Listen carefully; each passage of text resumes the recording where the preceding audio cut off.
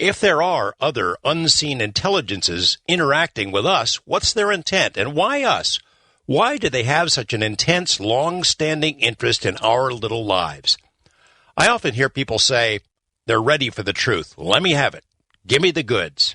They want disclosure. They want someone to peel back the curtain and tell them what's really going on. And my reply sometimes is, are you sure? You're ready for what to be disclosed exactly, because maybe there are parts of these mysteries that would be so disturbing that they would basically change everything and might not be so easy for us to absorb, let alone to accept. You know, it's one thing to go out and search the skies for UFOs, do a little UFO outing, looking for thrilling but seemingly harmless bright lights flitting around in the sky. Sometimes you'll see be a witness to, like what looks like a distinct craft. And every once in a while, eyewitnesses will see glimpses of what they think of as alien beings.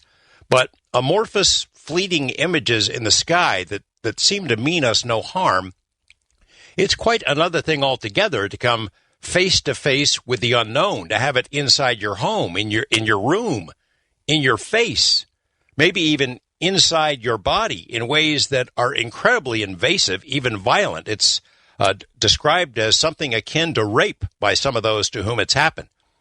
People who've had the so-called abduction experience often report symptoms similar to post-traumatic stress disorder, as defined by soldiers returning from battle. In a nutshell, these folks are genuinely messed up. Something did it to them, but what was it? It's perhaps the most disturbing aspect of our pursuit of the unknown, our search for the truth, because this is so personal for those involved and so hard for the rest of us to believe.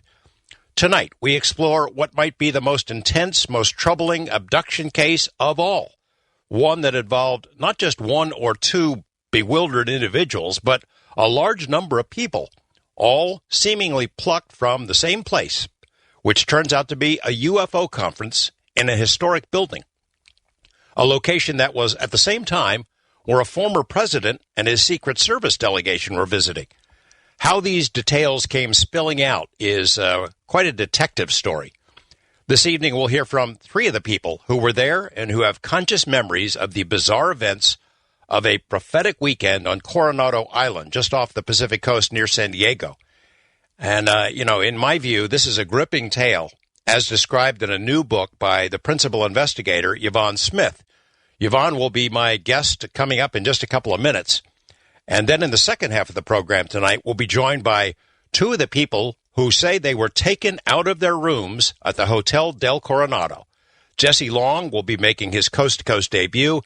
He'll tell us about a lifetime of weird encounters, plus what happened to him on the island.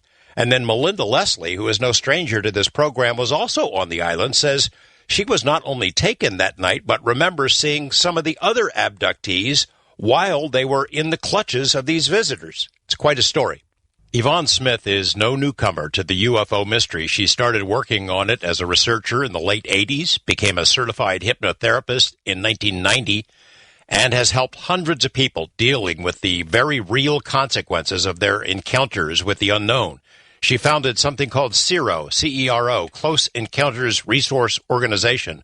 And it's not only been a framework for investigating abductions and UFOs, but also support for those to whom this happens. She is a contemporary and colleague of the giants in the field, John Mack, Bud Hopkins, David Jacobs, and others.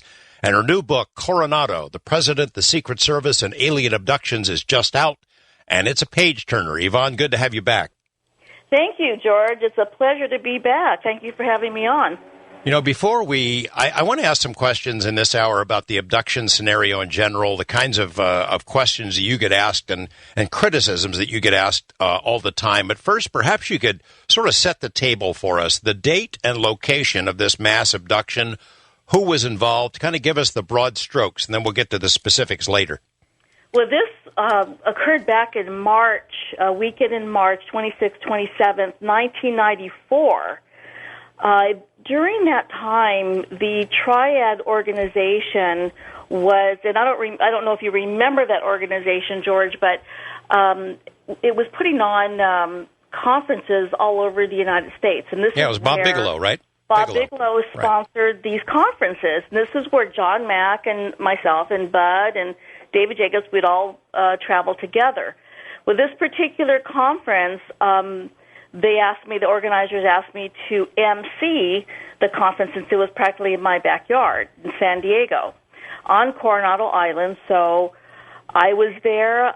We had, of course, the speakers wonderful speakers we've had all these years at conferences. We've had there were so many. I should have had my list in front of me, but Bud was there. Colin Andrews speaking about crop circles. John Carpenter, and it was just an extraordinary conference because it was held at the historic Hotel del Coronado.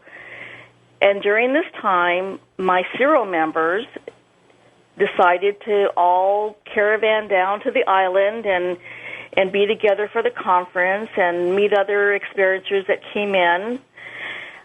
And it just so happened that one by one they started coming up to me during that weekend, telling me that they weren't feeling well, and one person avoided the conference altogether after paying for it ahead of time to make sure he had a seat, a reservation. He didn't even want to go near the conference. And, I was not putting this together at the time, George, because I was so busy. As you know, when you MC, you have to keep everybody on time and make sure all the speakers are there. And I just, did not put it together, and neither did the experiencers until after the conference, when they all got home and a couple of them started talking to each other. I think something happened, but I'm not sure. It's always that, that hazy, not sure that something happened, except for the fact that there was physical evidence. There was blood on the pillow, and one person came away with, we'll call it an implant in her leg. So it was... when I started putting all of this together, I realized, oh, my God, this is getting to be bigger than I ever dreamed. And then the fact, as you mentioned in the introduction, that then-President Bill Clinton was there, along with his entourage of Secret Service. And I had the advantage of being there. I didn't just write the story. I had the advantage of being there myself, and I recall several Secret Service agents walking around with their earpieces, they had sunglasses on. I mean, they stuck out like a sore thumb. I mean, they didn't look like any of the other guests in the hotel. And I walked around with my UFO badge, Yvonne Smith MC, Triad, conference. But, they go months in advance, and they scope out the area where the president's going to be. They knew we were going to be there. But it was just a very strange turn of events. And the more I started writing and putting together the transcripts, and I was still doing hypnotic regressions on the participants as I was writing the book, because it continues. These experiences do not just stop. I mean, they continue throughout the person's life. This wasn't like everybody came back from the conference, all got in a room and said, hey, did this happen to you? Yeah, it happened to me, and all came bursting out at once where they all realize it. I mean, it's in little tiny bits and pieces, exactly. A lot of it behind closed doors with you, right?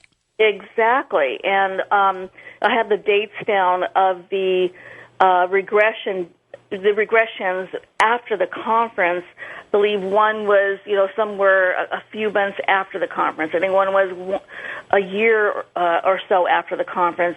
It was just getting, there's always hints with people who are having these experiences. It's never they have a totally blank mind. They have these bits and pieces of something strange happened. They know very well that in these experiences, many times a person's awake or they're driving, but they know something strange happened. They just can't place it. So it just so happened that little by little the story started forming, and then there were, in the very beginning, I think there were about 6 people who started coming to me, and they were suspecting that something may have happened. And then as I was putting all this together, then I had about 3 other people thinking that something may have happened to them. So I wound up with about a dozen people right now, at least, that had experiences that weekend on Coronado Island, and I suspect, George, that I may be contacted by other people who were there who didn't even realize what was happening after they read the book. When you think about it, I mean, I can hear some wisecracker go, well, look, a UFO conference, how convenient for aliens. They could grab them all at once. They don't have to go around the country and pick them up at home. It's amazing it doesn't happen more often. Well, it does happen, George. It really does happen. I have hosted the experiencer sessions at the UFO Congress a few times.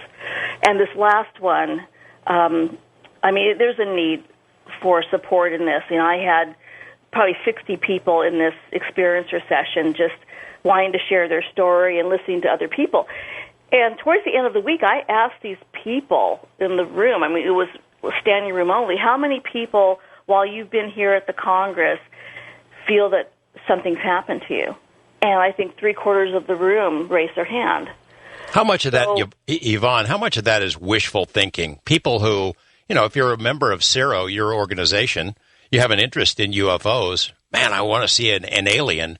I mean, that's you must get hit with that question a lot. Is it wishful thinking that people want to be abducted, so it happens, at least in their minds? We've discussed this in the meetings, and people have come up to me and said, I think that would be great. I would really wish they'd come and get me. Huh. And I say to them, you know what? You better be careful what you wish for, because they really don't know how involved this is and how it affects someone's life. I also had a long-term client who finally told them, sometimes they do talk to them and thinking that, okay, maybe I'll get an answer. But she said, I think I really am ready for a totally conscious experience. So she said, okay, I'm ready. You guys want to come and take my DNA and whatever you do, that's fine, but I want to know what you're doing, and I want to be awake. And she came to me months later, and she was very traumatized because she said, I was awake, and I saw them coming in, and she absolutely fell apart. And here, she's been a lifelong abductee since childhood. So it's a matter of, it's not something that's fun, where people will say, oh, I wish that would happen to me, and ha-ha, and, I won't come back. And, it really is a serious subject, and something that's why I keep talking about it all these years, because it really needs to be taken out of the closet completely. People need to be able to talk about this freely and without the fear of losing their standing in the community or losing their jobs.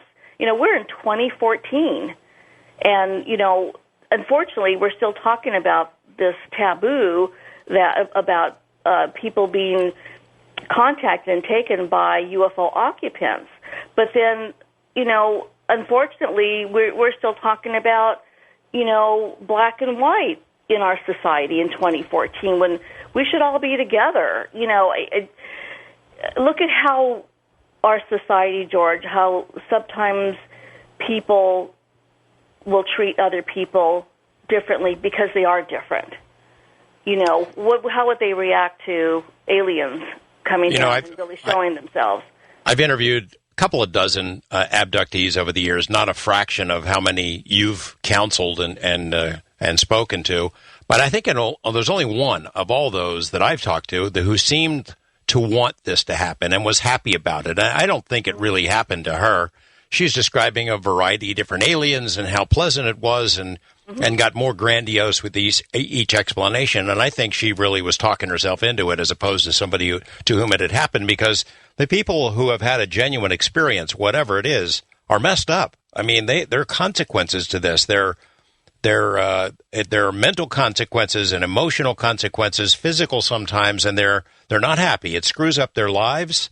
They don't know how to deal with it, and it's certainly not something they want to boast about or talk about.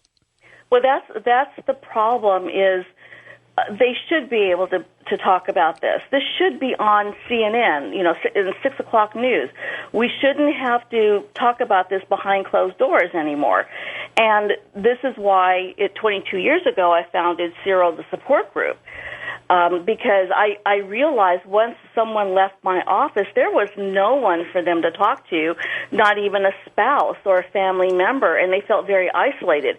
And when I started my practice and Cyril, the support group, back then in the early 90s, we didn't have the Internet. We didn't have email. We were just starting to use email.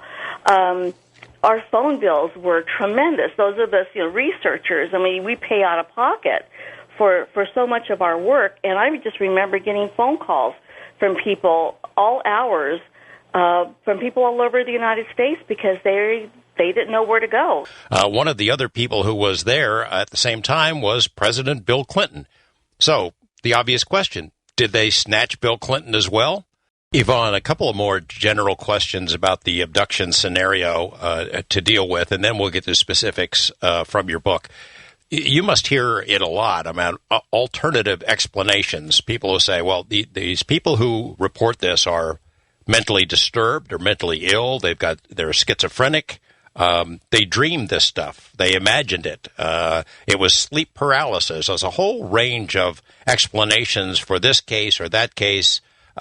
As David Jacob once told me in an interview, he said, look, whatever explanation, it's got to explain all of it. It's got to deal with multiple witness cases. It's got to deal with independent witness cases, physical damage, and the fact, he says, that a lot of these memories are not from hypnosis. It's not induced. It's people who are conscious. So address for me the general response you give to that panoply of explanations that people try to use to dismiss this phenomena.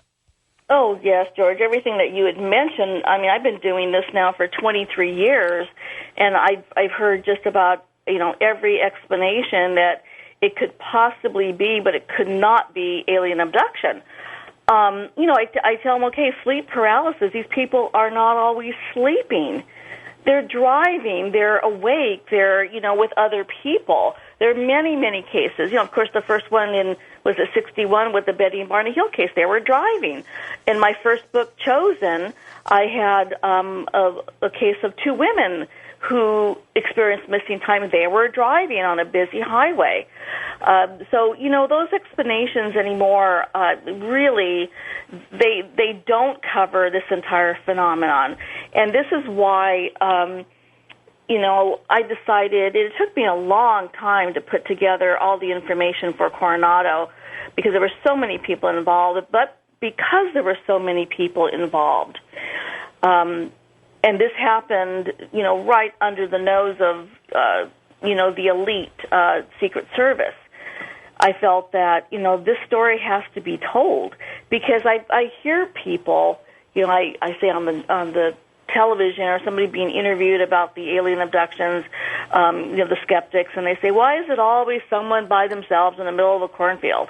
Well, obviously these people don't know, the details about these cases, and the people who come forward bravely enough to want to find out what happened to them. I've dealt with people that are professional people, people of small walks of life, professional airline pilots and, doctors and, therapists.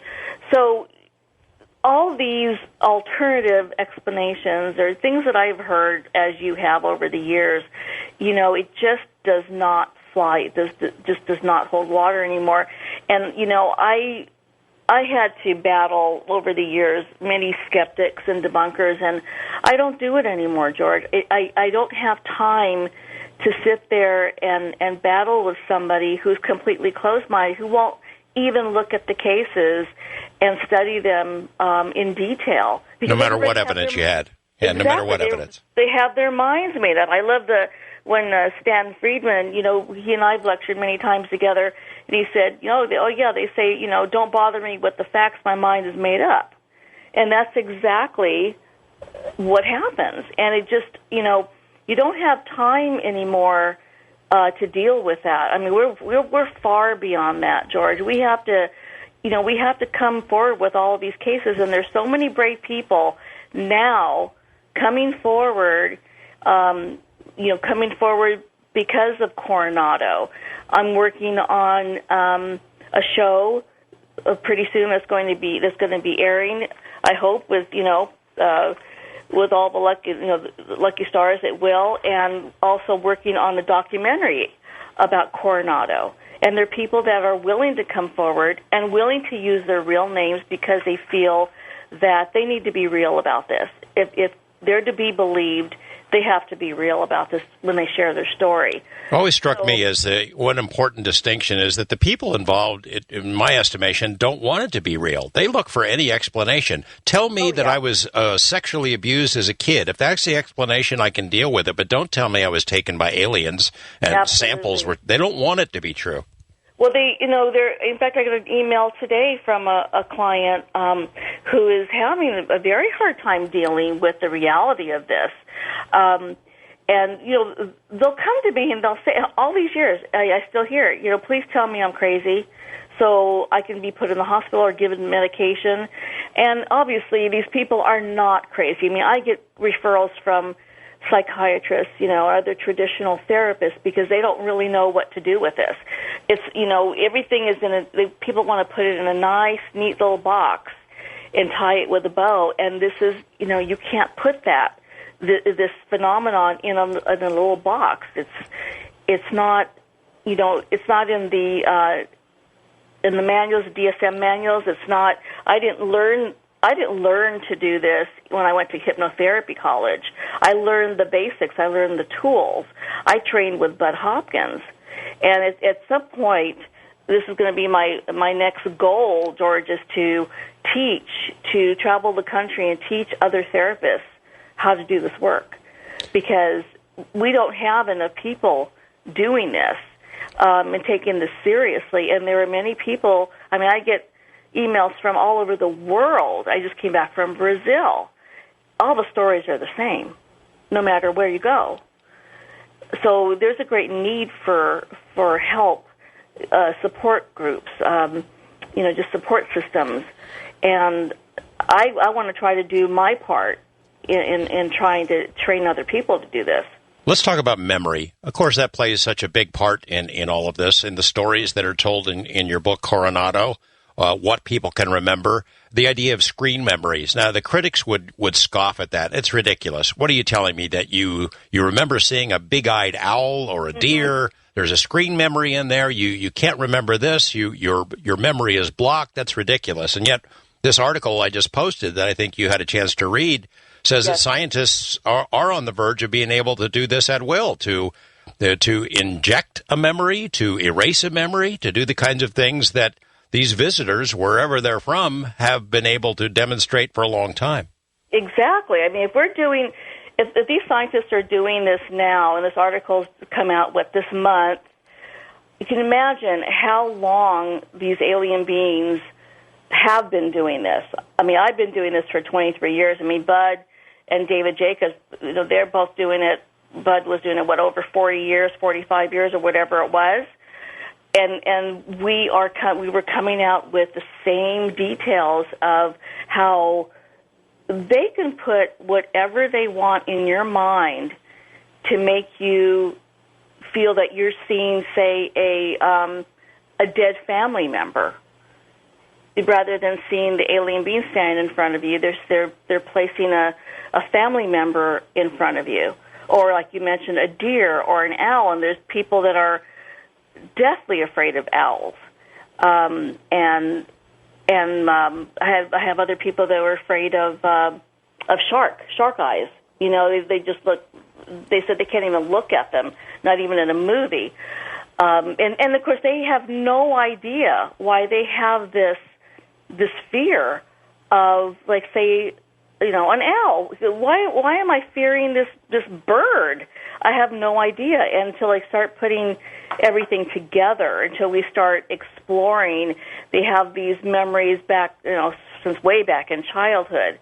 And it's not until we start exploring and going through the regressions, but they do have conscious memory. No one ever comes to me with a completely blank mind and tells me, I want to know if I was abducted. Well, I can't work with someone like that, because then I feel like, okay, is this person a wannabe? Or, you know, I explore their background. I send out a questionnaire, explore their background, ask them about their, you know, their families, the mother, the father. Have they talked about anything high strangeness, I call it, because it is a family affair.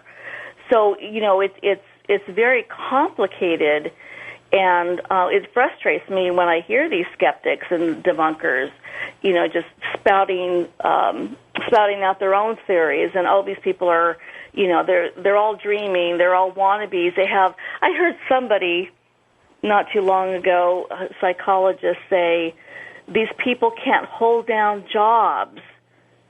And that struck me. I actually got angry, because that is totally untrue. I have professional people. I mean, like I said, people from all walks of life, but people like doctors and lawyers and firemen, you know, and commercial airline pilots. You can't tell me they can't hold down a job. You know, I think one of the interesting things is about triggers, the kinds of things that, as you mentioned, and you mentioned in the book, things that sort of trigger a memory. Suddenly, somebody knows something is wrong. They're afraid of something irrationally, like a metal instrument or something. Yes. And they see a movie or something else triggers. For a lot of people, I noticed it popped up a couple of times in your book, and I've read this before. It was the image on communion on the cover of Whitley Strieber's book. And when people saw that, wow! Well, for a lot of them, it was the trigger that made them remember something was going on. And that still happens. I've told Whitley about it. That cover, I told him, has opened up so many doors for people. I mean, people actually look at it and want to run away from it, and they didn't know why. We're going to have Melinda later on in the show. She reacted the same way when she saw the cover. But I get people still saying, "Oh my God!" When I saw the cover on Communion, it was like a couple of them had said, "Well, they kind of look like that," and then all of a sudden they realize, "Why did I say that? How do I know that? You know, where do I get this information?" But there are little triggers that people will get. That have caused them to have the PTSD. And PTSD, as you know, anybody who has suffered a trauma, and we compare it with our military coming back from war. Or rape. But I've also dealt with people who've had terrible car accidents where they can't get back in their car, or they can't drive on a certain stretch of road or in that intersection where they were hit. And I work with them, with the PTSD. And I've told my audiences, all the symptoms are the same, whether it's a terrible car accident or military coming back, and I've worked with some military, or alien abduction. These symptoms are all the same. These people have suffered a trauma, and the subconscious job is to protect us from the trauma by blocking some of that memory. You ever have someone, Yvonne, who came to the conclusion that they were abducted by aliens, but it's actually some sexual trauma from childhood? I haven't, only because I get the people referred to me who have been through all the years of traditional therapy. So they have dealt with, the sexual abuse. So the ones who had that have already been sort of weeded out. They've weeded out, and then I will get calls from a therapist going, my patient had mentioned that the family saw something strange. They thought it was a UFO. I don't know what to do with this. I can't seem to tap into this. And that's why I feel fortunate enough where I don't have to start from square one. I have had some people over the years, not very many, I could probably count them on one hand, come in where I've referred them out to another traditional therapist because I knew that they were not talking about abduction. You get to the point where, you develop this sixth sense almost like a detective on a murder case. They just have this gut feeling. They just know. They just develop the sense. I've developed this over the years with abduction cases, and what I look for in people and their backgrounds, and so if I don't have to weed them out. I could just continue the work and then take it from there. Have them come in, and then I help them with their the object that they saw with their family, and then go from there. Then I will work with family members as well, because as I mentioned, it's a family affair. Yvonne, let's talk about Coronado and the events on that weekend. Starting with a couple of the people you work with, your members, Alice and Lacey. They were roommates that weekend, right? Yes, and they were in, and there's pictures in the book. They were in the one very old hotel called the Village Inn. They were roommates, and then down the hallway was Mike and his wife, and then on the opposite side, the other side of the hallway was Jack and his wife. So there were 6 people in that hotel who all experienced something same night. And did they have conscious memories of it? Alice is the one that was kind of just woke up in the morning and was kind of discombobulated, right? Oh, yeah. She woke up on the floor. She had her blanket, like a little spare blanket, wrapped around her neck. Mike woke up with blood on his pillow, and I show that in the book. And let me see. Jack woke up, or he had memory of a bright light coming in, and then they all heard someone screaming in the hallway. Alice and Lacey are rooming together. Neither one of them, when they wake up in the morning, though, remember being taken, right? They just know something is kind of off. They know that something, right, yes, that something, yes, there's a hint of this with people, that especially with Alice, winding up on the floor. I believe it's between her bed and the closet, with a blanket wrapped around her, but she also felt, which is very, very typical of these experiences, very ill, flu-like symptoms. They feel very sore. The expression often is, "Oh, I feel like I've been run over by a truck." I hear that all the time. I can't remember if there's these two ladies or they were part of the group, but a couple of the witnesses in the book describe encounters with what might be Secret Service agents or waiters. It's almost like a Men in Black kind of an encounter. Hey, it was really weird when we were at dinner and those 3 or 4 waiters are standing right there at the table in their dark suits. Well, I was at that dinner, and that's what I have the advantage of being there, so I know what it was like. We were sitting in that beautiful dining room at the Del Coronado.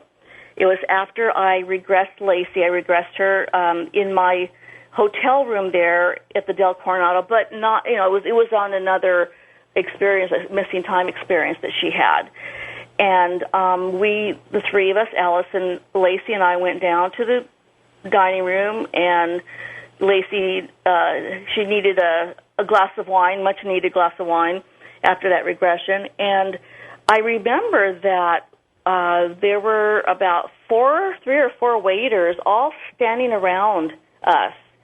and almost as if, I think it was Alice saying, I feel like they're trying to hear our conversation. And it was a little strange because, we looked around, Alice looked around, Lacey looked around. Lacey was getting a little nervous about it because she thought, she was getting a bad feeling about it. And there was no one else at these other tables. And it wasn't totally crowded, but it wasn't empty either. No one else had 3 or 4 waiters around their table. So that was a little strange. I did not have my UFO MC badge on at this time. This was on the Friday night before the conference started. The conference was going to start early Saturday morning. So could they have been Secret Service wondering, hey, should we keep an eye on these wacky UFO people? Well, that's what I suspected. I figured, well, sure, we're going to be wacky to them, and and what better way is to dress like a waiter and hover around the table. And we were trying to talk about her regression.